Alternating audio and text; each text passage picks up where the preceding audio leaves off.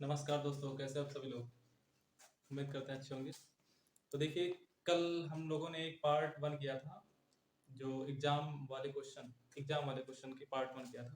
तो आज अगली सीरीज में देखो कुछ क्वेश्चन कर लाए हैं, 10 क्वेश्चन रहेंगे और एक क्वेश्चन में कई सारे क्वेश्चन आपको कराएंगे। ठीक, तो सभी लोगों को सबसे पहले आप सभी लोग इसको चैनल को सब्सक्राइब कर लो और शेयर भी कर दो।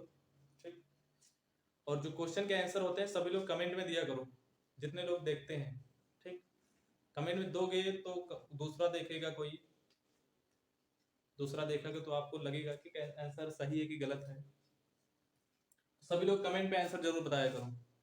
ठीक, तो क्वेश्चन आपको दिख रहा होगा, क्वेश्चन को देखिए, पढ़िए जल्दी से और आंसर बताइए। पहला क्वेश्चन दिया है, भूकंप की तीव्रता मापी जाती है। ऑप्शन है रिएक्टर पैमाने में, डेसिबल में, पीएच स्केल में और सेल्सियस में। तो इसका आंसर क्या हो जाएगा? क्वेश्चन को जल्दी से पढ़ के बताओ। भूकंप की तीव्रता किससे नापी जाती है? भूकंप की तीव्रता भूकंप की तीव्रता किससे नापी जाती है? तो आंसर इसका हो जाएगा आपका यहाँ पे पहला ऑप्शन रिएक्टर पैमाना। इसकी तीव्रता को नापते हैं रिएक्टर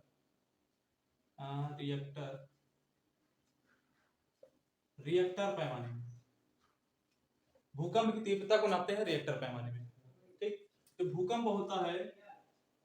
भूकंप की तीव्रता नापते हैं रिएक्टर पैमाने में। ठीक, एक और होता है रिएक्टर पैमाना होता है। ठीक, इसका मात्रक और होता है, उसको आपको हमें कमेंट में बताना है। इसका एक पैमाना और होता है। ठीक, एक रिएक्टर पैमाना होता है, दूसरा और होता है दूसरा, उसको आपको कमेंट बताना कौन सा हो जाएगा। भूकंप को दो चीजों से नापते हैं, एक रिएक्टर पैमाना होता है, दूसरा और होता है। तो उसको कमेंट बताइए जल्दी से क्या हो जाएगा। इसके बाद देखो कुछ और ऑप्शन है, जैसे डेसिबल। दूसरा ऑप्शन क्या है? डेसिबल डेसिबल में क्या नापते हैं? ध्वनि की तीव्रता किसमें नापते हैं? डेसिबल में। अगला ऑप्शन है इसमें पीएच स्केल।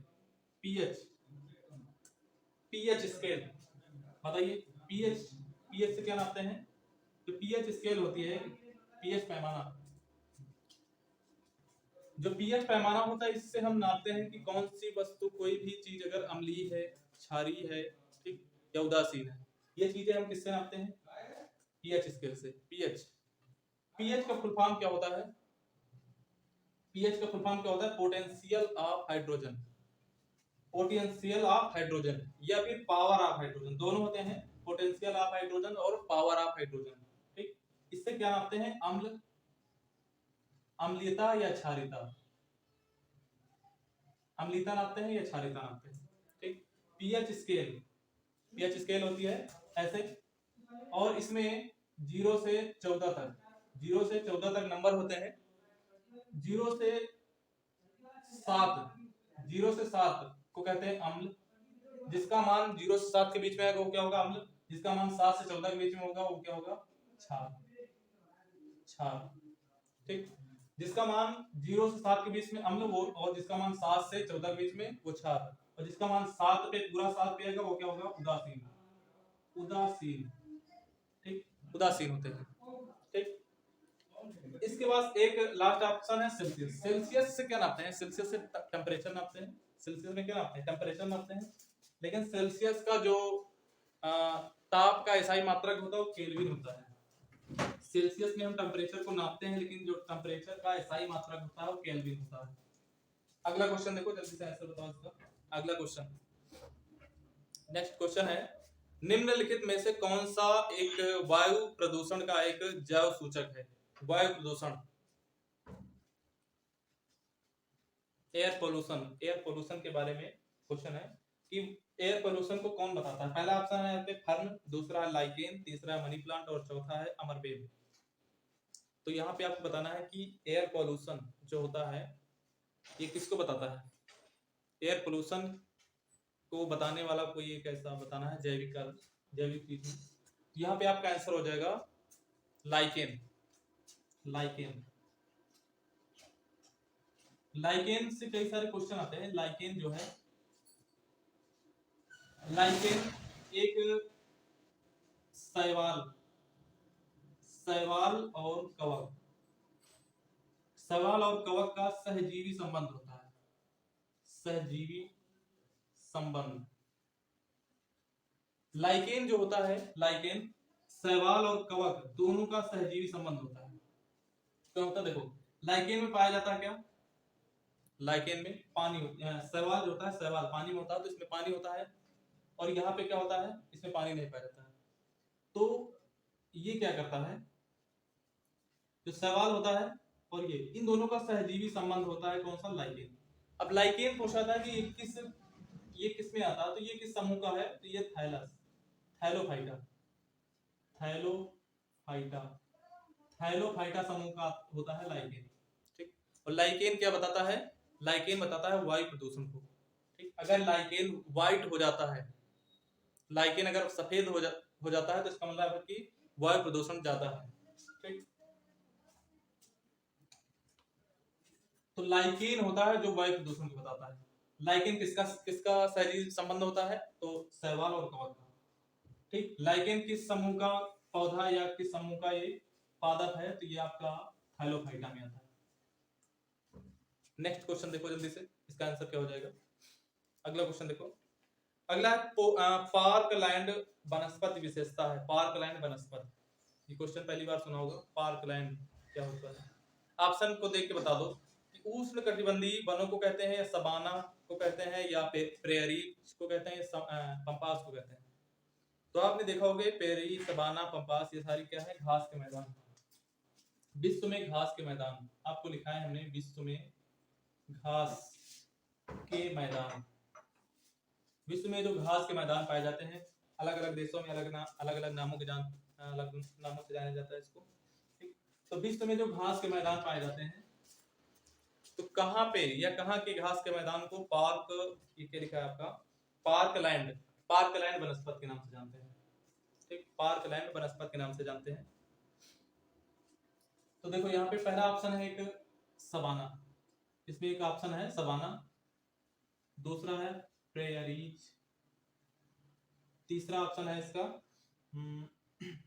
पंपास, पंपास, और चौथा एक और पहला ऑप्शन है उष्णकटिबंधीय वनस्पति, उष्णकटिबंधीय।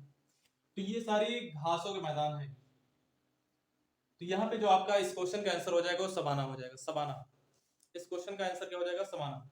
अब देखो सबाना कहाँ की घास के मैदान है, सबाना, तो ये अफ्रीका, अफ्रीका में घास के मैदान को क्या कहते हैं, सबाना। प्रेयरी, प्रेयरी या पेरिज, ये यूएसए और कनाडा, यूएसए और कनाडा के बीच में ये प्रेयरी घास के मैदान पाए जाते हैं। ठीक, और इसमें आप कई सारे कुछ लिख लो जल्दी से। सबसे पहले आपको याद रखना है सबाना घास के मैदान कहाँ पाए जाते हैं, अफ्रीका में। प्रेयरी घास के मैदान कहाँ पाए जाते हैं, यूएसए और कनाडा के बीच में। ठीक, और इसके बाद आपका है प्रेयरी, पंपास। जो पंपास होता है, पंपास ये अर्जेंटीना, अर्जेंटीना, अर्जेंटीना, ठीक, अर्जेंटीना में घास के मैदान क्या कहते हैं, पंपास कहते हैं। अफ्रीका में घास के मैदान को सवाना, यूएसए में या कनाडा में प्रेयरीज, अर्जेंटीना में घास के मैदान को पंपास कहते हैं। ठीक, और इसके बाद अन्य कुछ लिख लो यहाँ पे, जैसे लानोज घास के मैदान, लानोज, लानोज घास के मैदान कहाँ पे हैं, वेनेजुएला, वेनेजुएला, वेनेजुएला देश है, वहां पे घास के मैदान कहते हैं, लानोज कहते हैं। और इसके बाद जैसे आपका वेल्ड, वेल्ड घास के मैदान कहाँ पाए जाते हैं, दक्षिण अफ्रीका में। वेल्ड घास के मैदान कहाँ पाए जाते हैं, दक्षिण अफ्रीका में, वेल्ड घास के मैदान दक्षिण अफ्रीका में। और इसके बाद जो आपका है डाउन्स और स्टेपी, दो और हैं यहाँ पे, जैसे डाउन्स, डाउन्स और स्टेपी। ये डाउन्स घास के जो मैदान है ये ऑस्ट्रेलिया में पाए जाते हैं, ऑस्ट्रेलिया, ऑस्ट्रेलिया और न्यूजीलैंड, न्यूजीलैंड दोनों जगह। स्टेपी घास के मैदान रूस में पाए जाते हैं, रूस में। ठीक, तो यहाँ पे आपको याद रखना सवाना घास के मैदान अफ्रीका में पाए जाते हैं, और इसी को कहते हैं पार्कलैंड, पार्कलैंड, पार्कलैंड। प्रेयरी घास के मैदान कहाँ पाए जाते हैं, यूएसए में। पंपास घास के मैदान अर्जेंटीना में। लानोज घास के मैदान कहाँ पाए जाते हैं, वेनेजुएला में। वेल्ड, वेल्ड कहाँ पे है? दक्षिण अफ्रीका में। अफ्रीका में सवाना, दक्षिण अफ्रीका में वेल्ड। प्रेयरी घास के मैदान यूएसए में। डाउन्स ऑस्ट्रेलिया और न्यूजीलैंड में डाउन्स। स्टेपी कहाँ पाया जाता है? रूस में। ठीक, अगला क्वेश्चन देखेंगे। अगला क्वेश्चन जल्दी से इसका आंसर बताइए, पढ़िए जल्दी से। अगला क्वेश्चन देखिए। अगला क्वेश्चन में कहा गया है कि विद्युत आवेश की एसआई इकाई क्या है? विद्युत आवेश की एसआई इकाई, विद्युत आवेश, इलेक्ट्रिक चार्ज, विद्युत आवेश, विद्युत आवेश की एसआई यूनिट, इकाई। विद्युत आवेश की एसआई यूनिट क्या होती है? एसआई इकाई क्या होती है? एसआई मात्रक क्या होता है विद्युत आवेश का? तो ऑप्शन देखो यहाँ पे क्या है। ऑप्शन है वोल्ट, एम्पियर, कूलाम और ओम। एक ऑप्शन है वोल्ट, एम्पियर, एम्पियर, कूलाम और ओम, ये चार ऑप्शन। तो जो विद्युत आवेश होता है, इलेक्ट्रिक चार्ज, इसका एसआई यूनिट होता है, एसआई यूनिट होता है कूलाम, कूलाम होता है। ठीक, कूलाम होता है। अब ये किसका मात्रक है? वोल्ट, विभवांतर, विभवांतर, ठीक, विभवांतर या विभव, इसका मात्रक क्या होता है? वोल्ट। एम्पियर किसका मात्रक होता है? एम्पियर विद्युत धारा का, धारा, करंट, ठीक, करंट, इलेक्ट्रिक करंट का मात्रक क्या होता है? एम्पियर। ओम किसका मात्रक होता है? ओम प्रतिरोध, प्रतिरोध, रेजिस्टेंस, प्रतिरोध का मात्रक क्या होता है? ओम, रेजिस्टेंस। ठीक, और एक इसका जो फार्मूला होता है प्रतिरोध का,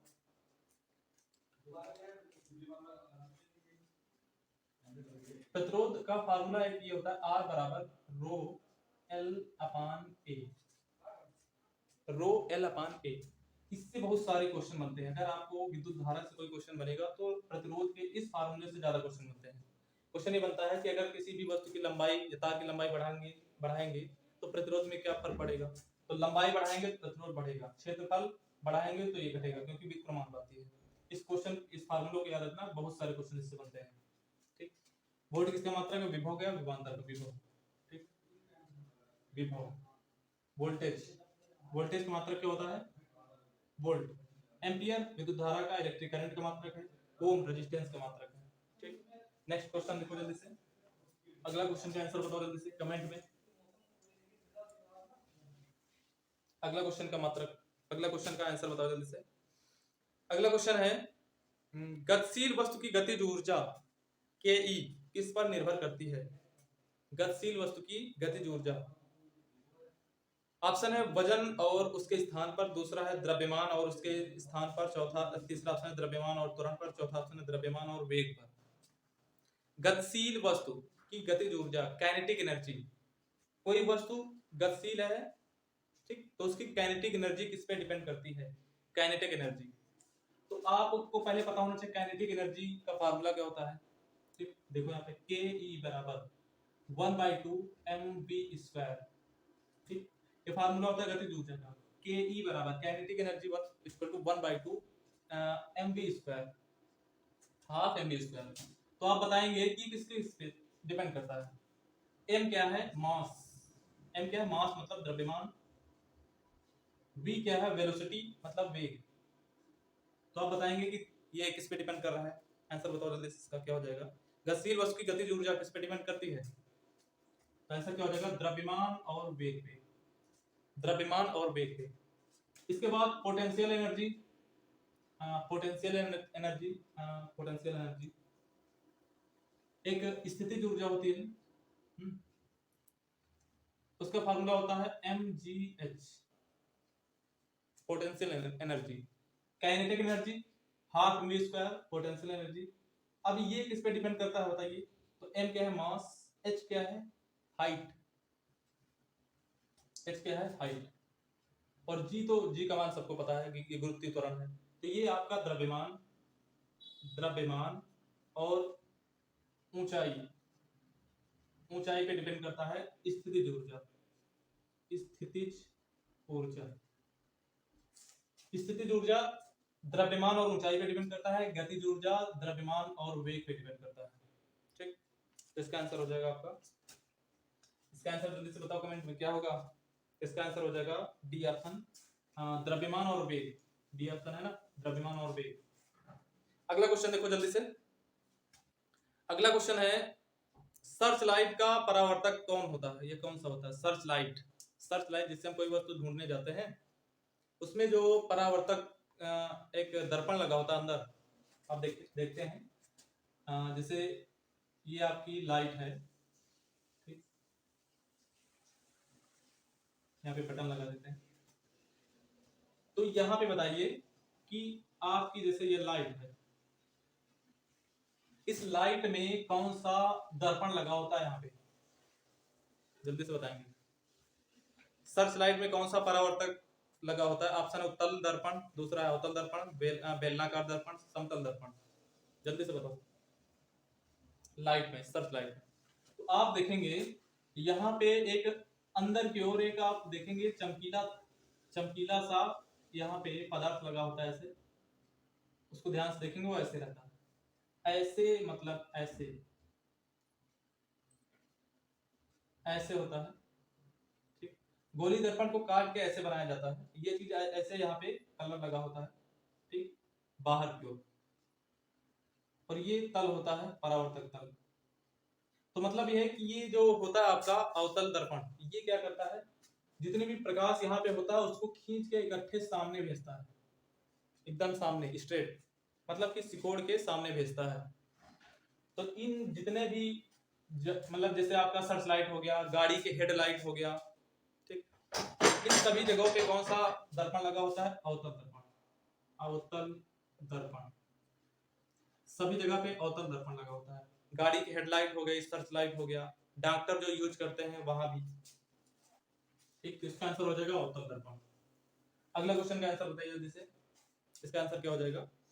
अगला क्वेश्चन है भारत की प्राचीनतम पर्वत श्रृंखला कौन सी है। भारत की प्राचीनतम पर्वत श्रृंखला, आंसर है, ऑप्शन है पहला ऑप्शन है अरावली, पश्चिमी घाट, पूर्वी घाट और हिमालय। भारत की सबसे प्राचीनतम कौन सी हो जाएगी आंसर। पहला ऑप्शन है इसमें अरावली,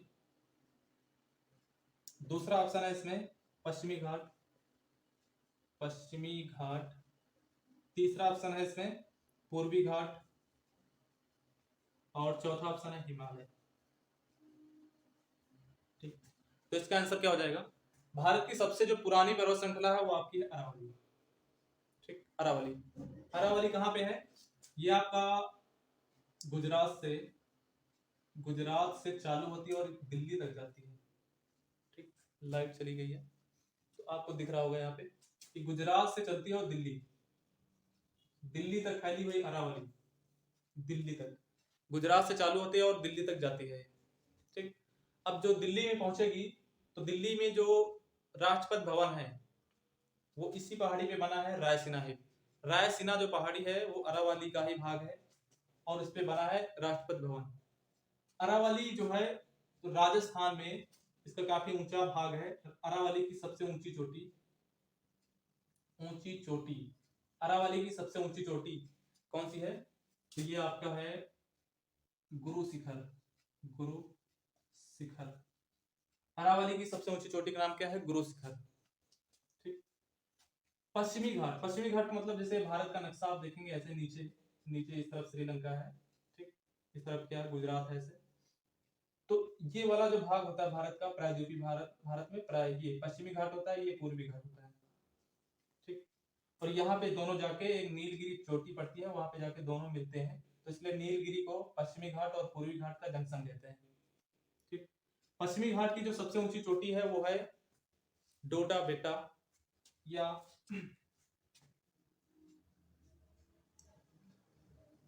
ये पश्चिमी घाट, पूर्वी घाट और पश्चिमी घाट। यहाँ पे सबसे अनाई मुड़ी, यहाँ पे पहाड़ी है अनाई मुड़ी, सबसे बड़ी सबसे ऊंची जो चोटी है वो पश्चिमी घाट में अनाई मुड़ी, इसको अनाई मुड़ी, अन्ना मलाई की पहाड़ी पे अनाई मुड़ी, इसकी सबसे ऊंची चोटी है अनाई मुड़ी। इस पूरे भाग में देखो यहाँ पे और यहाँ पे ये दक्षिणी भारत में सबसे ऊंची चोटी है अनाईमुड़ी, अनाईमुड़ी, और इसकी ऊंचाई है 2395, दिख रहा है नहीं, 2395 मीटर, दक्षिण भारत की सबसे ऊंची चोटी है। हिमालय तो पता है, हिमालय उत्तर में है, हिमालय भारत के उत्तर में है। हिमालय की सबसे ऊंची चोटी माउंट एवरेस्ट है। तो लाइट की थोड़ी सी दिक्कत है, यहाँ पे लाइट चली गई है। देखिए अगला क्वेश्चन जल्दी से, एक लास्ट क्वेश्चन और कर लेते हैं। फतेहपुर सीकरी का निर्माण किसने किया था? फतेहपुर सीकरी, फतेहपुर सीकरी का निर्माण किसने किया था? पहला ऑप्शन है हुमायूं, दूसरा अकबर, तीसरा जहांगीर, चौथा है शाहजहां। फतेहपुर सीकरी का निर्माण, तो यहाँ पे जो आंसर हो जाएगा आपका, फतेहपुर सीकरी किसने बनवाया था? अकबर ने, अकबर ने बनवाया था। ठीक, फतेहपुर सीकरी का निर्माण किसने बनाया था? अकबर ने। अगला क्वेश्चन है, वर्ल्ड वाइड वेब की खोज किसने की थी? World wide web, world wide web, computer से क्वेश्चन है, वर्ल्ड वाइड वेब, इसकी खोज किसने की थी? जल्दी से बताएंगे, कंप्यूटर का क्वेश्चन है, कंप्यूटर वाले जल्दी बताएं इसको। वर्ल्ड वाइड वेब की खोज किसने की थी? पहला ऑप्शन है टिम बर्नर्स-ली, दूसरा है रॉबर्ट कॉन, तीसरा है विंटन सर्फ, और चौथा है रे टॉमलिंसन। तो इसी को शॉर्ट में हम कहते हैं WWW, world wide web. World wide web की खोज किसने की थी? Tim Berners-Lee. पहला ऑप्शन इसका सही हो जाएगा, टिम बर्नर्स-ली, टिम बर्नर्स-ली ने की थी। ठीक, जल्दी से कर लेंगे, थोड़ा लाइट की दिक्कत है यहाँ पे। वर्ल्ड वाइड वेब, इसी को कहते हैं WWW, इसकी खोज किसने की थी? टिम बर्नर्स-ली ने। एक ऑप्शन और है इसमें, रे टॉमलिंसन ने। रे टॉमलिंसन, आपने ईमेल की खोज की थी, ईमेल का नाम सुना है? ईमेल, ईमेल की खोज किसने की थी? रे टॉमलिंसन ने। ठीक, और एक लास्ट क्वेश्चन यहाँ पे है, केचुआ निम्नलिखित में से किस जंतु प्रजाति से संबंधित है? केचुआ, केचुआ, केचुआ किससे संबंधित है? तो जो केचुआ होता है, ऑप्शन यहाँ पे देखो, पोरीफेरा है, एनिलिडा है, मोलस्का है, आर्थ्रोपोडा है। जो केचुआ होता है वो होता है आपका एनिलिडा में। किसमें होता है? एनिलिडा में, संग एनिलिडा, एनिलिडा दिख रहा है, संग एनिलिडा में। ठीक, एक ऑप्शन यहाँ पे है आर्थ्रोपोडा। आर्थ्रोपोडा एक ऐसा संघ है जो सबसे बड़ा, जंतु जगत का सबसे बड़ा जो आपका संघ है वो क्या है? संघ आर्थ्रोपोडा। ठीक, एनिलिडा में कौन आता है? एनिलिडा में आपका केचुआ आता है, जोंक आती है, ठीक, लीच जिसको कहते हैं इंग्लिश में। और तो लाइट की थोड़ी दिक्कत है, कल से लाइट रहेगी, यहाँ पे एक बल्ब लगा दिया जाएगा। तो मिलते हैं नेक्स्ट वीडियो में। इन सभी क्वेश्चनों को ठीक से पढ़ लेना, इनके आंसर आपको सभी को कमेंट में देने हैं, रोक रोक के। ठीक, मिलते हैं नेक्स्ट वीडियो में, धन्यवाद सभी को।